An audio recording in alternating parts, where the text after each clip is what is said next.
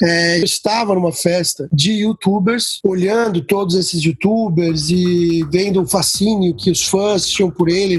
Era uma festa que promovia esse encontro dos youtubers com os fãs, e aquilo me lembrou muito dos atores de Hollywood antigos, dos roqueiros dos anos 80, 70 aí. E isso me fascinou.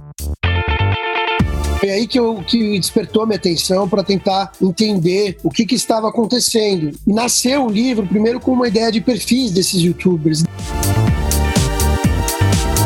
E hoje vamos falar dessa plataforma que foi fundada em 2005 e revolucionou a maneira como os seres humanos trocam experiências, aprendem e até fazem negócios. Eu estou falando do YouTube. Ainda é um fenômeno que está sendo definido, né? Que está sendo explicado. Os youtubers, eles são comunicadores que souberam dominar aí uma ferramenta técnica que é o YouTube, que democratizou o que antes estava só na mão de grandes conglomerados, na mídia, né? Tanto as velhas mídias quanto as novas mídias. Então, o que eles fazem hoje, antes só podia ser feito para televisão com custos altíssimos. Os melhores livros de negócios investigados a fundo por quem entende de empreendedorismo. Fique ligado, pois está começando mais um episódio do Resumo Cast com Gustavo Carriconde e Renata Libérica. O livro Clube dos Youtubers foi publicado em 2019. O autor é Felipe Vilicic, colunista do site Veja.com e autor de outros 2 livros, incluindo o Clique de $1 bilhão, que conta a história do Instagram e já foi abordado aqui no Resumo Cast. Ao longo de 4 anos de pesquisa, Felipe entrevistou mais de 100 youtubers, além de seus agentes, amigos, familiares e fãs. Nesse livro, ele conta em detalhes a trajetória das grandes referências do meio e também explica como o YouTube se tornou a maior plataforma de vídeos do mundo. Eu tinha acabado de lançar o livro O Clique de $1 bilhão sobre o Instagram, e aí eu estava à procura de algum outro fenômeno, algum outro fruto da internet, desse mundo digital com o qual eu sou familiar e que eu já venho estudando, já venho trabalhando nele faz um bom tempo. Eu procurava algo que viesse daí e que me despertasse a mesma atenção, a mesma paixão literária, né, que o Instagram me despertou. E foi assim que eu encontrei o tema do YouTube. Porque também teve um momento simbólico também, que eu estava numa festa de youtubers, olhando todos esses youtubers e vendo o fascínio que os fãs tinham por ele. Era uma festa que promovia esse encontro dos youtubers com os fãs, e aquilo me lembrou muito dos atores de Hollywood antigos, dos roqueiros dos anos 80, 70 aí, aquela coisa de ter um fenômeno surgindo e de já ter muito fã, a juventude se espelhar neles, nos youtubers, mas ainda é difícil de explicar o que é aquilo, né? O que significa isso. Não só os youtubers, como os influenciadores digitais em geral, né? E isso me fascinou, e foi aí que despertou a minha atenção para tentar entender o que estava acontecendo. Nasceu o livro primeiro com uma ideia de perfis desses youtubers, e depois ele evoluiu, depois de eu falar com mais de 100 youtubers aí, com muita gente no meio, além dos youtubers, de todas as áreas aí correlatas, e aí aquilo me mostrou que não era um livro de perfis, tinha que ser um livro sobre o fenômeno, se explicando como se deu isso, principalmente ao longo aí dos últimos 5 a 10 anos, né? 10 anos atrás, se você considerar que não começa a surgir essa ideia de YouTube no Brasil, e uns 5, 4 anos atrás, quando estoura isso mesmo, todo mundo começa a saber que tem algo surgindo, tem uma onda surgindo. Novos tempos, novos ídolos. Se te perguntassem o que é um youtuber, qual seria a sua resposta? 6 das 10 celebridades mais admiradas pelos adolescentes brasileiros ganham vida postando vídeos no YouTube. Felipe Neto, Whindersson Nunes e Porta dos Fundos são alguns deles. Muitos pais, aqueles nascidos em outras gerações pré-internet, pré-Facebook, pré-WhatsApp, pré-Instagram, pré-Twitter, pré-YouTube, costumam dizer que os youtubers são dispensáveis e até mesmo inúteis. Estaria a nova geração perdida? Ou será que, na verdade, tudo faz parte da forma como vivemos atualmente nesse mundo cada vez mais conectado? E que muitos dos mais velhos estão com uma enorme dificuldade de entender como é? avisa aos pais. Esses jovens que vocês podem até desprezar são os maiores representantes da nova geração. Eles moldam a cabeça dos seus filhos. Eles são, os youtubers, eles são comunicadores que souberam dominar aí uma ferramenta técnica que é o YouTube, que democratizou o que antes estava só na mão de grandes conglomerados, na mídia, né? Tanto as velhas mídias quanto as novas mídias. Então, o que eles fazem hoje, antes só podia ser feito para televisão com custos altíssimos, ou para rádio com custos altíssimos. Então, eles conseguiram dominar essa técnica que foi democratizada, entender como chegar no público por meio dela, mexendo nas emoções, principalmente do público, em sentimentos do público, tratando de temas polêmicos, e assim começou. E aí depois eles viram esses comunicadores que sem o intermediário, o poder que eles ganhavam sem ter o intermediário aí da mídia e tal, eles ganharam um poder tamanho que eles podiam influir nas mesmas coisas que a mídia influi, né? Então na política, no comportamento, nas crenças, em vários aspectos sociais aí das escolhas da audiência, na opinião da audiência, eles podiam influir nisso, e vários deles hoje têm essa noção plena e outros fazem de uma maneira mais indireta ou espontânea. E aí realmente de todos os aspectos, né? No livro eu falo de educação, por exemplo, de professores que atuam pela plataforma, eu falo de política, eu falo de feminismo, eu falo do funk, da música. Então eles conseguiram pegar aquele papel que antes era da mídia e individualizar para eles mesmos e ter um contato mais direto com o público. Porque lá no YouTube também tem um grande diferencial que, diferentemente de um leitor ou de um ouvinte de uma rádio, no YouTube ele interage, né?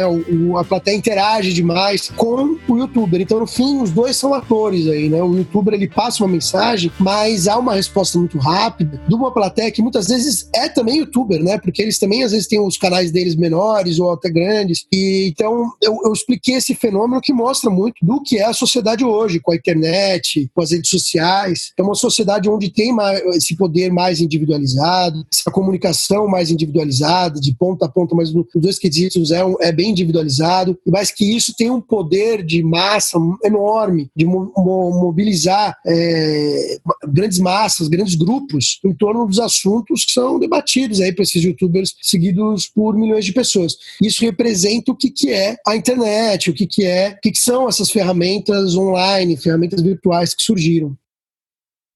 Mas como é que é possível ganhar a vida postando vídeos no YouTube? E algumas dessas pessoas não só ganham a vida, mas se tornaram milionários fazendo isso. Como será o modelo de negócios de um canal do YouTube?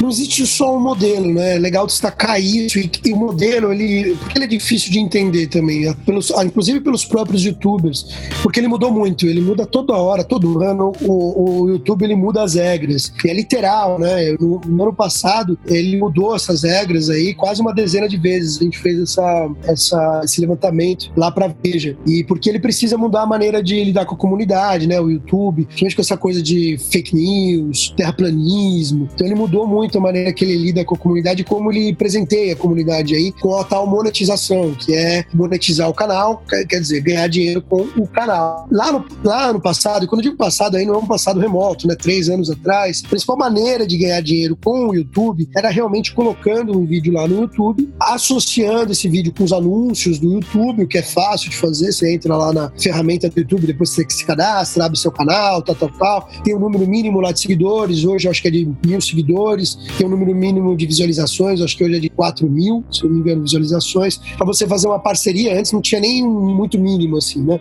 Para fazer uma parceria com o YouTube, e aí você começa a ter anúncios dentro do seu canal de YouTube. No passado, essa maneira dava um dinheiro para quem tinha aí um secto aí de fãs, né? Para quem tinha aí seus, no mínimo, 10.000 inscritos e mais do que isso. Isso quando pensa 3, 4 anos atrás. Essa era a melhor maneira de ganhar dinheiro com o YouTube, e aí os youtubers também faziam outras coisas, né? Tinham seus livros quando escreviam, ou tinham seus próprios sites vendendo alguma coisa, os professores vendem aí projetos pro Enem, né? Aulas pro Enem, aulas virtuais pro Enem. Então cada um tinha uma maneira também de ganhar dinheiro com sua profissão, fora o YouTube, fora ser youtuber. Isso há pouco tempo atrás. De um tempo pra cá, com as mudanças das regras, tem alguns canais, alguns tipos de canais que dentro da plataforma do YouTube não ganham dinheiro, assim, porque, por exemplo, quando você trata de temas polêmicos relacionados à política, hoje o YouTube não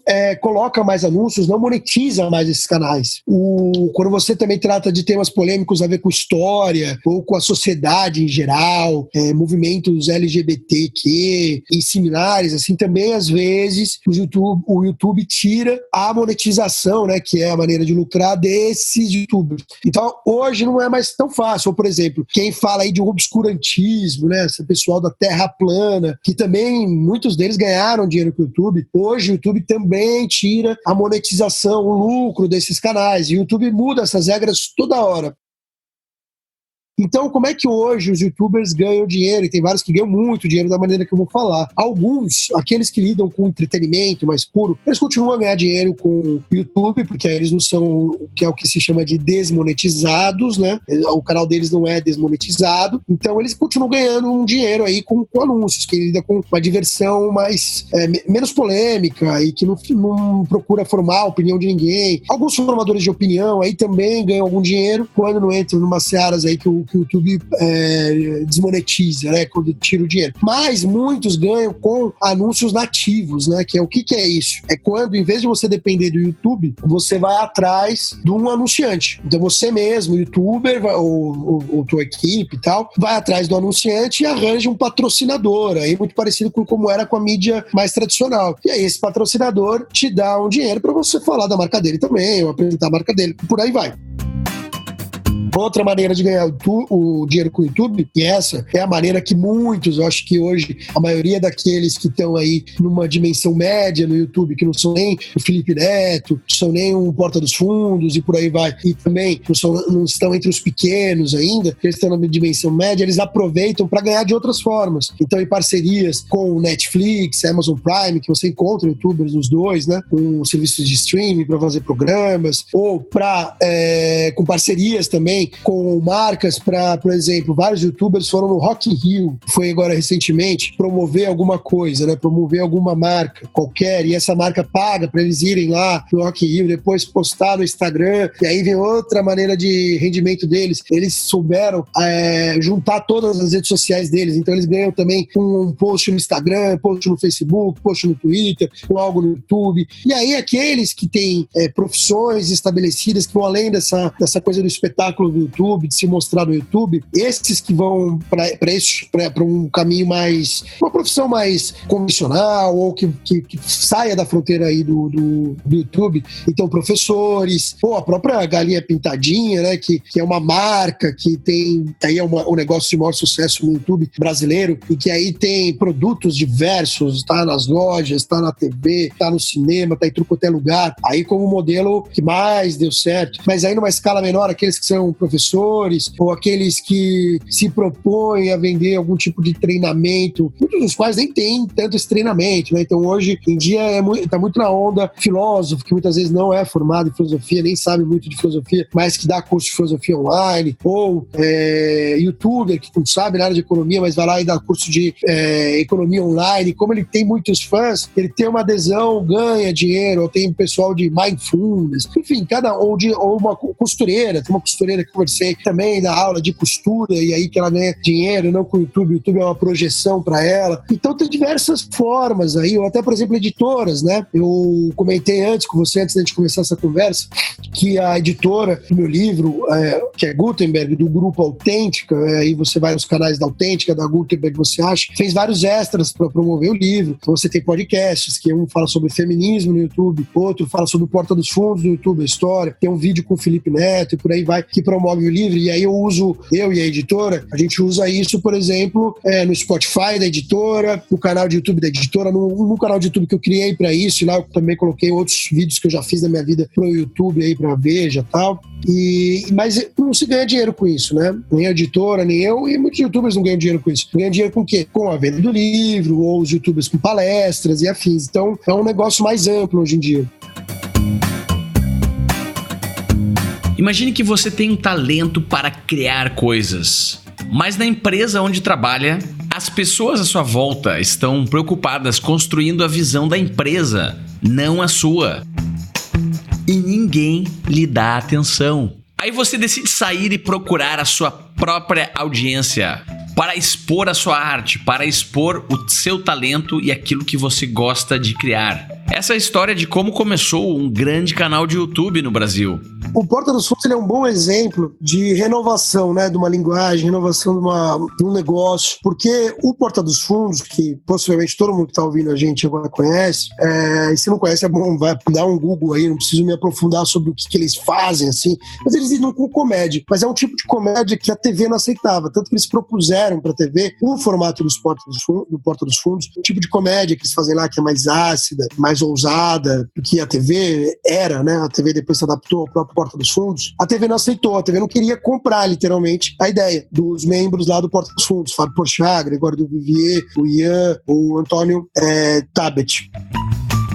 Então, eles não queriam comprar isso, a TV Globo, onde eles mesmos já trabalharam, ou já tinham passado, né? Feito um trabalho com alguns trabalhos da TV Globo, ou outros que eles tentaram, Fox e tal. Não estavam a fim disso, porque achavam que aquilo não dava certo, que o público não gostava daquilo. E aí, a internet, o YouTube, que naquela época ainda estava começando, assim, germinando, serviu para eles de porta, uma dos fundos, inclusive, né? E eles encontraram lá uma maneira de mostrar essa comédia deles. Esse humor bem mais ácido, ousado, que trata de temas, por vezes, polêmicos que a Globo, por exemplo, não queria naquela época tocar, e eles deram certo, muito certo, assim, venderam depois o negócio deles para uma multinacional, e aí as TVs começaram a imitar a maneira de fazer comédia deles, porque a internet, o humor da internet começou a roubar a audiência da TV, porque mostrou que tinha como você fazer uma comédia mais moderna, mais século XXI. E aí a TV roubou não, né? Copiou essa ideia, que é uma coisa normal, na arte, no humor, em tudo. Então emprestou essa ideia, né? Pra TV, inclusive contratando vários deles para fazer programas, vários dos membros do Porta dos Fundos. E aí o modelo do Porta dos Fundos também se replicou no YouTube. Quando você pensa em Whindersson, ele só existe também muito pelo Porta dos Fundos, né? O tipo de humor que ele se propôs a fazer é muito inspirado no que o Porta dos Fundos faz, já fazia antes dele. E tem vários outros lá, né? No YouTube que servem de prova de como esse modelo deu certo. E aí a mesma coisa pode se replicar para vários outros negócios, vários outros. Então, se dentro aí do mundo offline a pessoa não está contente com como anda a sua profissão, e pode ir aí desde professor, porque tem exemplos de professores que não concordavam com o método docente da escola onde ele estava, e aí resolveu abrir um canal de YouTube, deu super certo. Rafael Procópio, do Matemática Rio, é um exemplo disso. E tem vários outros exemplos de tudo quanto é negócio. Música, artes plásticas, tem tudo quanto é negócio no YouTube, e que na prática começaram dessa maneira, igual o Porta dos Fundos. Eles não viram espaço para falar daquilo que eles queriam falar na mídia tradicional, de uma maneira mais tradicional, e aí foram pro YouTube. E vários deles deram muito certo. O Porta dos Fundos, ele hoje tem 16 milhões aí de seguidores. Então, dentro do ambiente do YouTube, deu muito, muito, muito certo. Eles venderam quase metade aí, né? Um pouco mais de metade, na verdade, 51% do negócio para uma multinacional, e ficaram aí ainda com 49% mais ou menos. Esses números foram variando depois da venda, né? Mas isso na venda, ficaram por aí nessa casa e ficaram milionários, né? Não só com a venda do negócio, que deu um bom dinheiro para eles, mas eles já tinham ganhado muito dinheiro aí com o Porta dos Fundos, com anúncios, com o Porta dos Fundos na TV, fez parceria com TV também fechada. Vários deles também tiveram programas, ou ainda tem programas, né? Porchat, Tabet, na TV, ou o Gregório do Vivier, com Greg News. Fizeram filme para ser lançado no cinema e depois em várias plataformas. Tiveram parceria com Netflix. O Fábio Porchat fez um programa para o Amazon Prime. Eles abriram negócios à parte, tanto canais de YouTube quanto fora do YouTube. Então você tem lá, por exemplo, o Antônio Tabet abriu o My News, que é um canal que faz um tipo novo assim, de jornalismo, né, digamos assim, no YouTube. Então, não é nem só a venda com certeza é o que menos deu dinheiro para eles. O que mais habilitou o Porta dos Fundos como negócio foi tudo isso que rolou no entorno do Porta dos Fundos, que é muita coisa que rolou. Tanto para cada um deles, para a trajetória de cada um deles, para a carreira de cada um dos sócios do Porta dos Fundos, quanto para o próprio Porta dos Fundos como negócio. Então, essas parcerias todas, agora há pouco, eles lançaram parceria com o YouTube Originais, que é uma nova maneira do YouTube abordar aí os YouTubers, que é o próprio YouTube investir neles, fazer contrato com eles, né, com os YouTubers, para eles produzirem um material mais qualificado aí para a plataforma e da maneira como o YouTube quer, né? O YouTube se torna chefe, né, produtor dos vídeos. Então, Porta dos Fundos, ele soube ganhar dinheiro de diversas formas aí, né? Você está escutando o melhor podcast de resumo de livros do Brasil. Se você ainda não baixou o aplicativo do ResumoCast, eu te convido para visitar resumocast.com.br/aplicativo. O link está na descrição desse episódio e é a forma de ter a melhor experiência com os conteúdos do ResumoCast. E lá dentro do aplicativo do ResumoCast você tem a opção de se tornar um ouvinte premium e escutar os nossos episódios sem anúncios comerciais. Então visita lá resumocast.com.br/aplicativo e baixe o nosso aplicativo, que é gratuito. Já ouviu falar da galinha pintadinha? Se você é pai ou mãe, com certeza já ouviu. Sabia que esse é um dos maiores cases de negócios do Brasil e foi construído em cima de um canal do YouTube?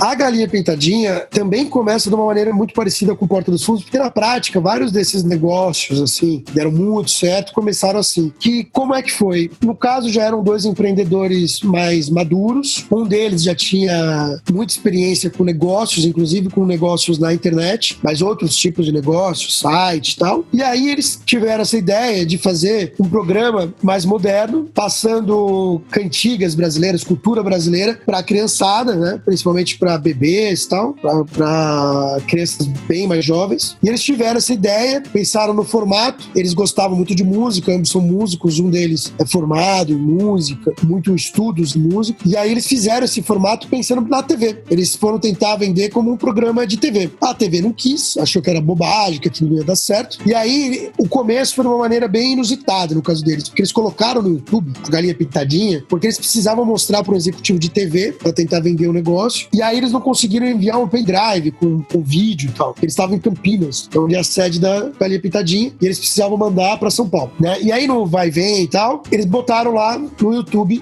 para mostrar pros parceiros aí, potenciais parceiros deles, como era, né? Qual era a proposta. E aí eles esqueceram isso. Esqueceram o vídeo no YouTube. E depois de um tempo, quando um deles lembrou, falou, caramba, eu preciso tirar aquilo antes que alguém imite, né? Antes que alguém copie o que a gente faz. E ele foi tirar e já tinha lá em torno de 500 mil views, que pra época era um absurdo, ainda hoje é, né? Mas pra época era muito, na época que eles começaram com isso. E aí eles resolveram que lá era o caminho. Eles falaram, caramba, aqui tem um público. Então eu vou investir no YouTube, vou investir no público que eu vou fomentar aqui com o YouTube, e a partir disso eu vou ganhar dinheiro. Então, desde o início, eles não pensavam só em YouTube. Eles fizeram DVDs, venderam vários DVDs aí da galinha pintadinha pela internet e tal, com entrega. E aí depois que no DVD não era mais um bom modelo de negócios, eles inventaram diversas formas, com o próprio YouTube, mas também com produtos diversos, né? Diversos mesmo. Você tem de tudo da galinha pintadinha. Então você tem boneco, lancheira, filme pra TV, programa de TV, tudo que você pode imaginar aí que envolva o universo de um bebê, de uma criança bem novinha, você vai ter alguma coisa com a marca da galinha pintadinha. E eles começaram germinando dessa maneira aí. Então é outro modelo que mostra, pra quem estiver ouvindo aí e empreende ou quer empreender, como o YouTube primeiro pode ser uma escapada, uma alternativa para quando você não encontra uma maneira de fazer o que você pensa dentro do negócio mais tradicional, de uma maneira mais tradicional de fazer negócios, né? Quando eu penso pré-YouTube, pré-redes sociais. plataformas. Quando eu falo YouTube, também pode pensar em Instagram, Facebook, Twitter, né? E outros. O YouTube, ele representa aí uma lógica de redes sociais, no caso de vídeos. E a outra coisa é que tem que pensar nas coisas satélites aí. Você não vai ganhar dinheiro só com o YouTube. Claro que alguns ganharam muito. O próprio Galinha Pintadinha ganhou muito com o YouTube. Mas hoje, pelo que fala, e falam os empreendedores por trás da Galinha Pintadinha, os donos da Galinha Pintadinha, eles falam que hoje o YouTube ele só empata para eles. Apesar de terem números enormes, como o gasto também é muito grande com a Galinha Pintadinha, o YouTube ele empata o custo de se fazer aquele vídeo pro YouTube. E aí eles ganham bastante dinheiro com tudo que gira ao redor.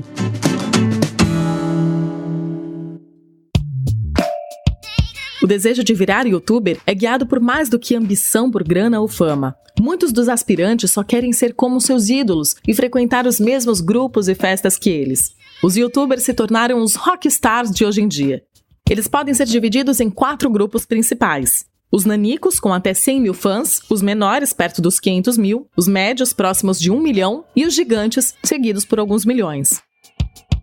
Muitas vezes a impressão que temos é que todos os donos de canais de internet são famosos e cheios de grana, mas na verdade, nem muitos dos famosos conseguem tanto dinheiro assim. E fama, são poucos que chegam a ela. Tem uns que deram muito certo e entraram em uma espécie de looping da glória online. Na primeira curva do looping, multiplicaram-se os fãs. Na segunda vieram o dinheiro, convites para festas VIPs, almoços com celebridades, entrevistas e mais entrevistas. Aos que não deram tão certo assim, mas ainda tentam levar seus canais. Outros estão num cenário nebuloso, conseguem viver com o que ganham na internet, mas sem saber até quando dura o sonho. Existe a grande maioria que não apareceu ainda, mas está fazendo de tudo um pouco para vingar. Tem também muitos famosos no YouTube com mais de 1 milhão de seguidores que não conseguem transformar isso em renda. É reconhecido na rua, parado no shopping, mas não paga as próprias contas.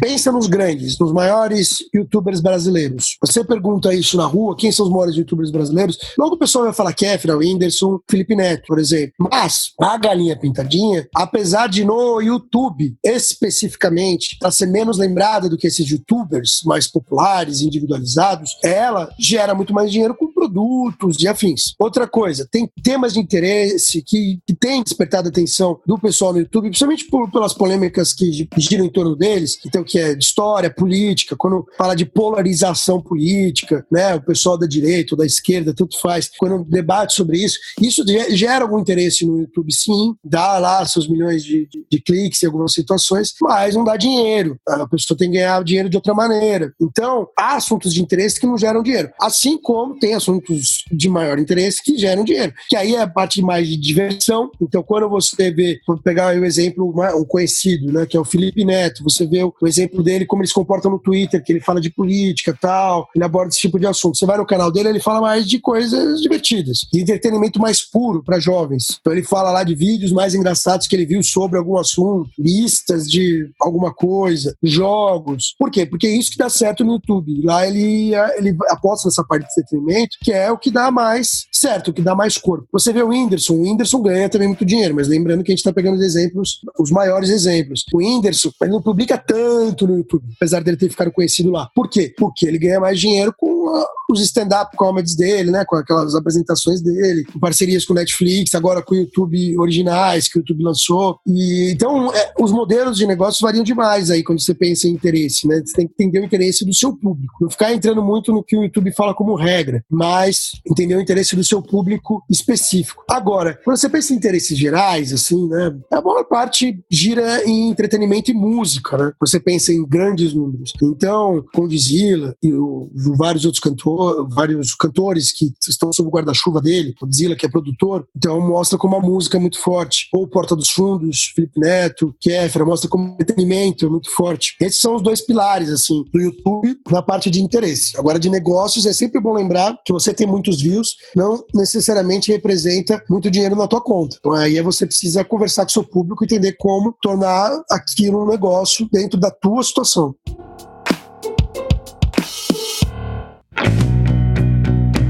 Depois de um trabalho intenso de pesquisa, o Felipe, durante alguns anos que passou para escrever o seu livro, conseguiu uma boa exposição a vídeos que viralizam. Ele tem algumas dicas para dar para quem quiser criar um vídeo que vai chamar a atenção das pessoas.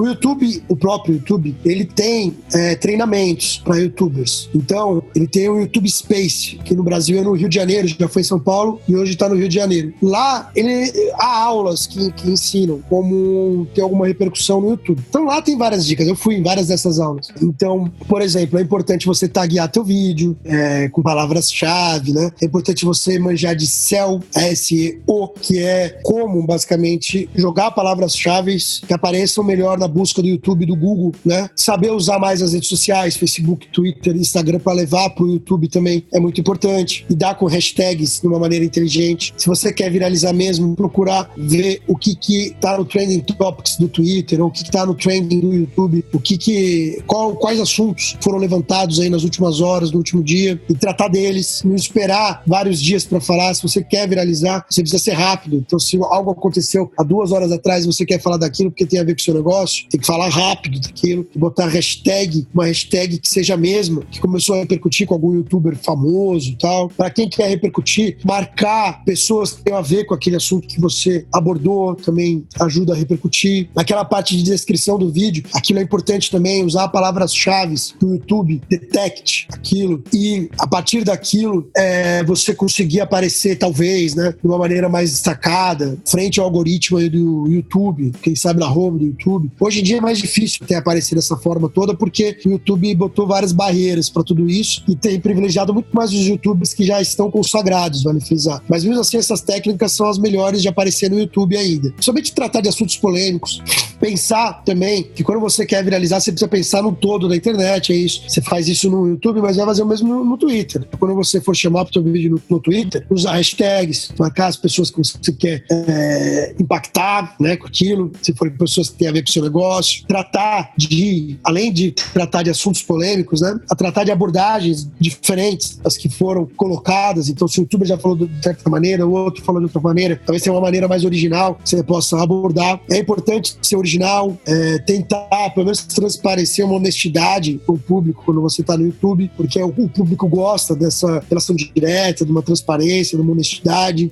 O linguajar também ser um linguajar que você usa assim com seus amigos. Se você quer ganhar dinheiro com o YouTube, você tem que tomar cuidado com palavrões, porque o YouTube desmonetiza, né? Tira os anúncios hoje em dia. Antes não fazia isso. De quem fala palavrões em praticamente qualquer vídeo. Então há umas maneiras de você procurar essa viralização. Sim, há várias maneiras. Também, se você aí depende um pouco de sorte, um pouco de inteligência. Se você tocar as pessoas certas com a tua mensagem, influenciadores, mídia, marcas que repercutam isso, compartilhem isso, também é uma maneira de viralizar. Outra maneira de viralizar é ver o que os youtubers estão fazendo de jogos, parcerias, porque vários deles fazem, por exemplo, o coworking, que falam, né, que é quando um youtuber convida outro youtuber pro canal dele para falar sobre alguma coisa. Aquilo ajuda também a alcançar uma nova dimensão, assim, de audiência, porque você pega a audiência daquele outro youtuber e traz pra tua e vice-versa. É uma tática que eles usam muito e que o YouTube gosta, o próprio YouTube, a plataforma do YouTube gosta disso, inclusive o algoritmo, então ele promove bem quando há essas parcerias. Tem estratégias, sim, né? Não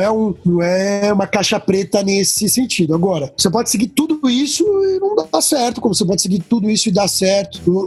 Não tem uma consequência óbvia pra fórmula, mas você pode seguir a fórmula. Assim como, quando você pensa nos maiores youtubers, todos começaram sem pensar em nada disso. Praticamente todos. A Galinha Pintadinha é um diferencial. Aí o Turma da Mônica, que já era um negócio consolidado, que é enorme no YouTube. Aí sim começou já pensando em tudo. Os empreendedores da Galinha Pintadinha começaram pensando em várias dessas coisas que eu falei. Agora, quando você pensa em youtubers individuais, né, como Kefra, Felipe Neto, Whindersson Nunes, Júlio Cossiello, vários desses muito grandes aí, ou mesmo lá, quando começou com o Dizila, que ele pensava mais na produção do clipe do que tudo isso que eu falei, lá eles não pensavam nisso tudo. Hoje eles pensam nisso tudo que eu falei, todos eles. Eles têm equipes que pensam nisso tudo. Outra dica, né, que todos eles dão. Você precisa ter uma thumbnail chamativa, né, daquela imagenzinha que chama pro YouTube.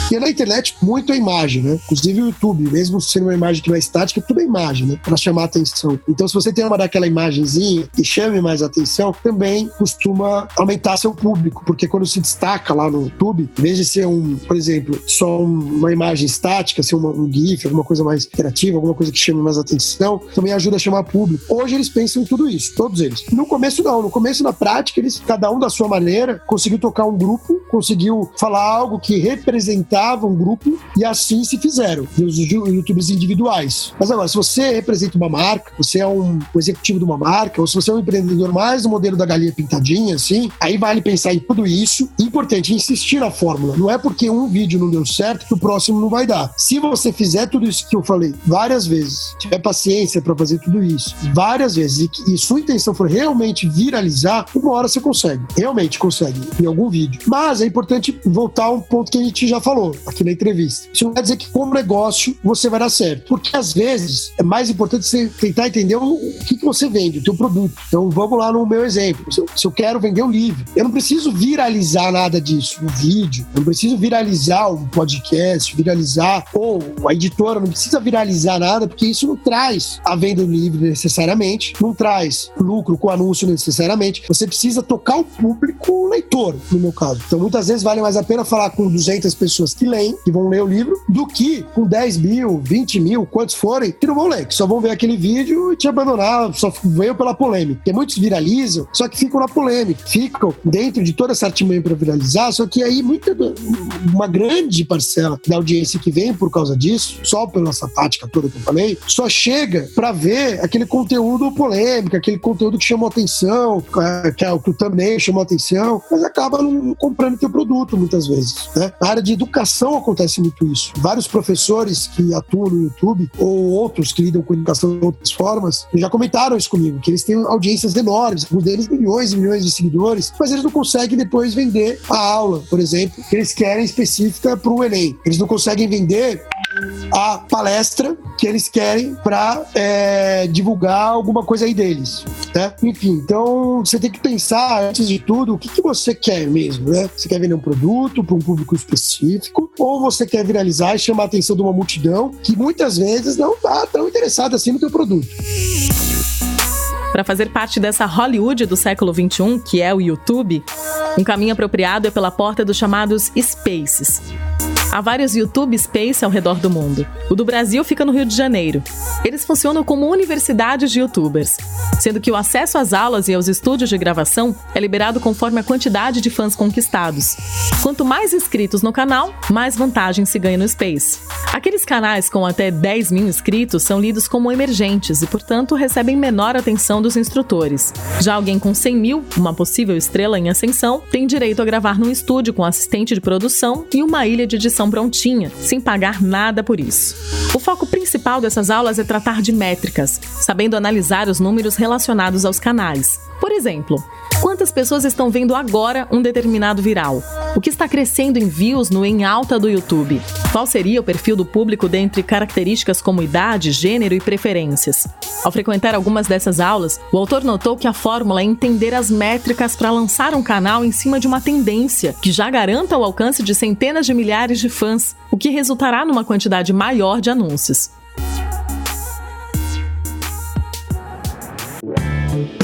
Um prejuízo para a sociedade ou a possibilidade de vivermos em uma era nunca vista antes pela humanidade? Uma afronta às organizações tradicionais, às formas normais de se fazer negócio, ou uma alternativa para quem quer empreender, mas não tem uma chance no sistema normal? Conhecimento ou cultura inútil? Será que o YouTube, outras mídias sociais e a internet como um todo está contribuindo ou prejudicando a evolução da humanidade? É uma preocupação importante e real, porque assim, tem dois termos que definem, né, essas duas linhas que você falou, que é a tecnofilia, que é aqueles que pegam a tecnologia e compram a ideia do que as tecnologias, as novas tecnologias vêm, absorvem isso e veem a máquina, de certa maneira, como um patamar superior. Quando eu falo máquina, é a tecnologia em geral, e existe esse tipo de posicionamento, a tecnofilia, desde que a humanidade criou a primeira tecnologia. Se você pensar, a escrita era uma tecnologia, e tudo que veio depois, né, a prensa de Gutenberg e por aí vai, né, que permitiu que se imprimisse tudo, né, inclusive jornais, revistas, livros. Então, a nova tecnologia sempre tem os adeptos da tecnofilia, que é o quê? Você ser amante disso, falar, meu, é isso aí, esse é o caminho, e a tecnologia acima de tudo, e ela traz um bem para a sociedade acima de tudo. E do outro lado tem a tecnofobia, que também sempre existiu. Quando você volta para a escrita, Platão, ele não viu bem a escrita, porque na época dele começou a se popularizar a escrita, né, sair dos filósofos, assim, e popularizar para a população toda. E aí, isso no ambiente dele, na sociedade dele, lá na Grécia Antiga. E aí, o Platão, ele achava que isso ia prejudicar o diálogo intelectual e ia simplificar demais todas aquelas concepções que a gente antes transmitia pela memória para ele de uma maneira mais completa, né? Mais profunda, pela filosofia e pela abordagem filosófica. E a mesma coisa vale para hoje. Hoje você tem os que são adeptos da tecnofilia e os adeptos da tecnofobia. Eles têm medo de várias coisas que são realmente preocupantes, de YouTube e de outras redes sociais, da internet, fake news, polarização extrema, disseminação de ideias obscurantistas. E tem aqueles que são adeptos da tecnofilia, que são aqueles que veem a internet e o YouTube como salvação, como pelo poder de socialização, de democratização dessas plataformas. Tem esses dois polos, e os dois polos são importantes, porque os dois refletem, no fundo os dois refletem sobre tudo aquilo que a nova tecnologia traz. E na prática, o que é preciso é debater os dois lados, porque muitos dos pensadores, aqueles estudiosos de verdade, que estudam pela tecnofilia hoje, tem um exemplo que é o Clay Shirk, é um estadunidense, professor de Colômbia, se não me falha a memória. Ele fez um livro que tem em português que chama Lá Vem Todo Mundo, e que ele mostra esse poder de organização social, democrática, sem mediação de instituições, de uma maneira muito positiva ele mostra isso, e como a internet permitiu isso. Do outro lado, você tem aqueles mais negativistas, Yuval Noah Harari é um exemplo, né? Tem um filósofo ótimo que chama Byung-Chul Han, que é sul-coreano, radicado na Alemanha. Ele fala de enxame digital, né? No livro dele. Ele tem um livro que fala da Sociedade da Transparência, o nome do livro dele, ótimo. E que ele é mais da tecnofobia, né? Ele vê mais o problema aí dessas novas mídias, né? Só que na prática, até esses pensadores, eles sabem que eles alertam para um dos dois pontos, dos dois polos, mas eles entendem que existem os dois polos e que no fundo a humanidade procura um balanço disso aí. Mas por que é importante alertar? Porque em diversos outros momentos, quando tecnologias, usando aí um termo do empreendedorismo, que o empreendedorismo adora usar, que é disruptivas, né? As tecnologias disruptivas, quando elas chegam e rompem paradigmas, rompem a sociedade é quebrada. E é o que está acontecendo agora. Só que aí precisa reconstituir isso. Nesse processo, muitas vezes acontecem coisas muito traumáticas. Pensa, por exemplo, quando surgiu rádio e TV, e quando se popularizaram revistas. E mais do que isso, que é o mais preocupante, quando surgiu a propaganda tal qual conhecemos hoje. Isso aí aconteceu principalmente no início do século passado. E aí isso culminou na propaganda política, no uso do cinema, da TV para propaganda política. De uma maneira muito disseminada, e as pessoas não sabiam interpretar aquilo ainda, porque ela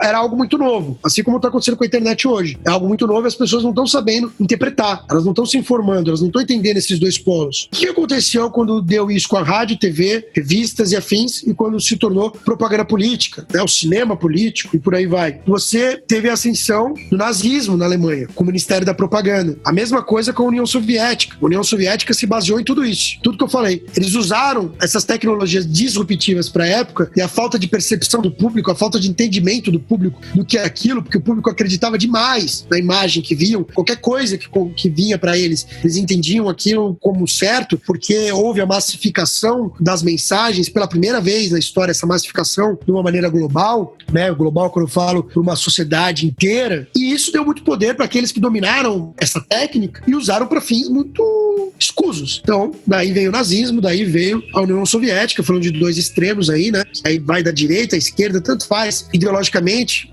quando você pensa na técnica, na prática eles usaram a técnica para vender um extremo e que causou muitos males para a sociedade, para o mundo. Vieram guerras por causa disso. Na prática, tudo surgiu com essas tecnologias disruptivas, além de outros fatores aí. E hoje está acontecendo a mesma coisa. Você vê uma polarização muito extrema na sociedade. É muito perigoso. E tem a ver com essas tecnologias novas. Então a gente precisa, de alguma maneira, e essa é uma função do livro também, do Clube dos YouTubers, do meu livro anterior, de certa medida também, o Clique de $1 bilhão, a gente precisa mostrar para as pessoas que existem efeitos positivos, negativos, que a gente precisa mitigar os negativos, aumentar os efeitos positivos, e mais do que isso, mostrar para a sociedade sociedade que precisa haver um treinamento para interpretar o que eles estão vendo, interpretar essas tecnologias. Não simplesmente aceitar a ferramenta, que é o perigo. É pegar a ferramenta e usar de uma maneira inteligente, de uma maneira democrática e que não cause danos na sociedade, como já aconteceu várias vezes. Na verdade, eu fiz uma pesquisa histórica recentemente, até para vários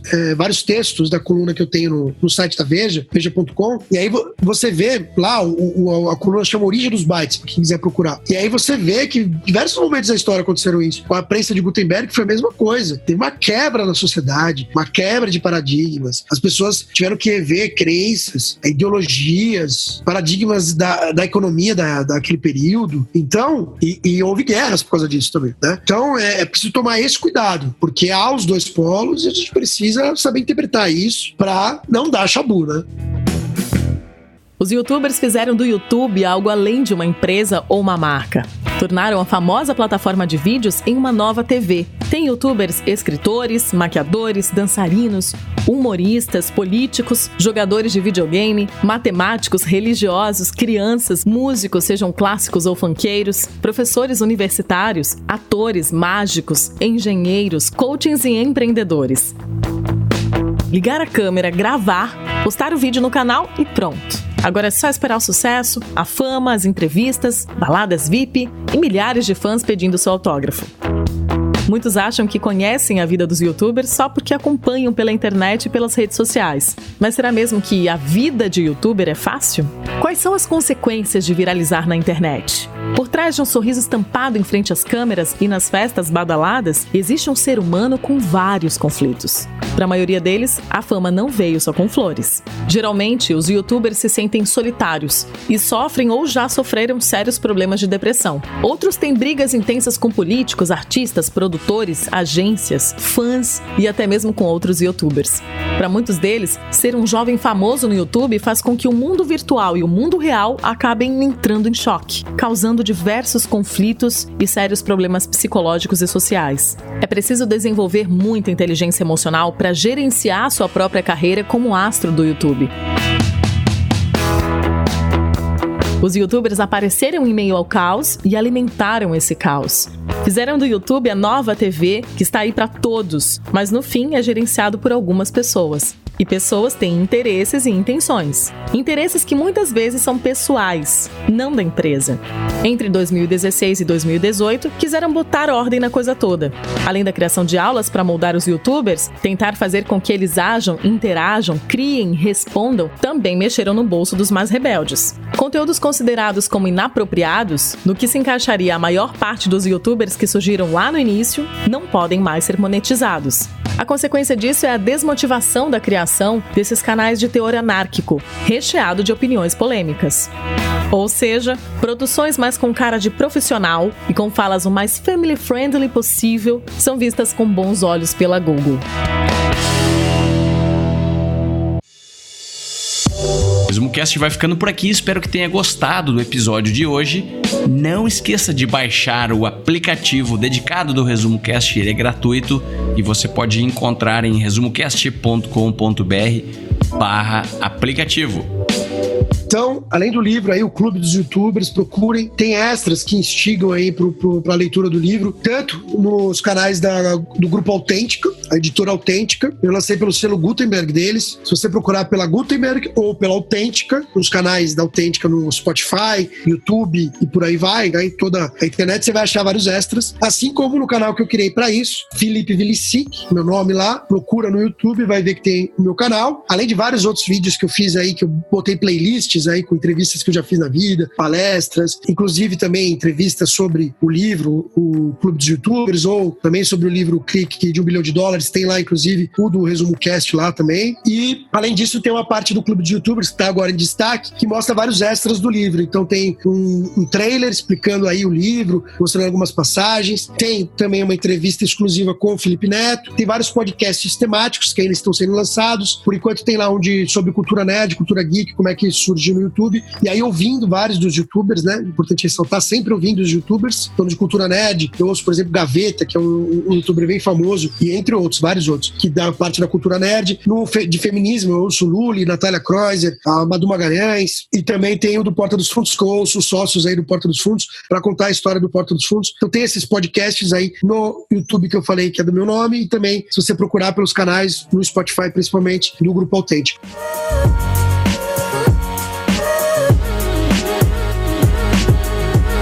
Visite resumocast.com.br e assine gratuitamente o melhor podcast do Brasil.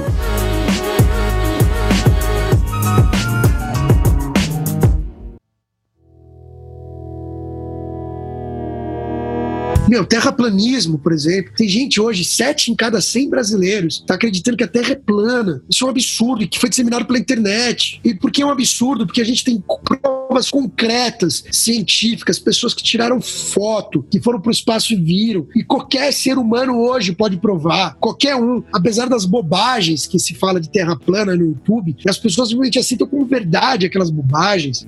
Pega um balão meteorológico, por exemplo, acopla uma GoPro, faz por você mesmo. Investe um dinheirinho na tua vida, tirar essa ideia obscurantista da tua cabeça, joga esse balão meteorológico lá pra cima, né? Lá pra estratosfera, porque alguns chegam até lá, ou perto disso, não importa. E você vai ver, meu amigo, que a Terra é redonda. Por quê? Porque isso já é já tá provado. Isso aí não é mais discutível do ponto de vista factual. E as pessoas estão acreditando em absurdos na internet. Tenha, por favor, um pouco de capacidade interpretativa quando vai ver algo na internet, quando vai ver um vídeo no YouTube. Isso é o mais importante.